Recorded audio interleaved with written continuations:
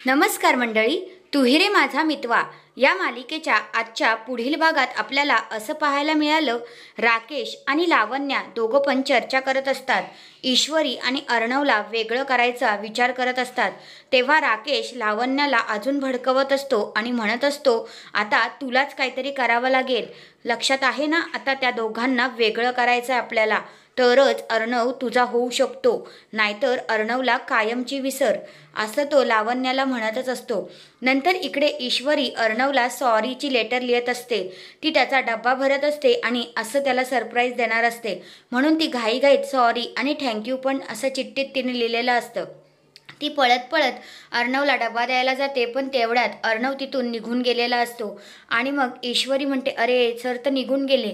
मग मामा तिला सजेस्ट करतात की तू आता ऑफिसमध्ये जा, म्हणून ईश्वरी ऑफिसमध्ये यायला निघालेली असते. इकडे लावण्या ARच्या भरपूर जवळ जात असते आणि ती मुद्दामूनच असं करत असते.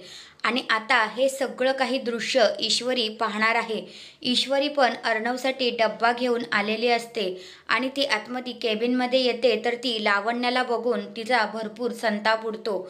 लावण्या अर्णव सरांच्या इतक्या जवळ आहे हे पाहून ईश्वरीला आता खूपच राग आला आहे.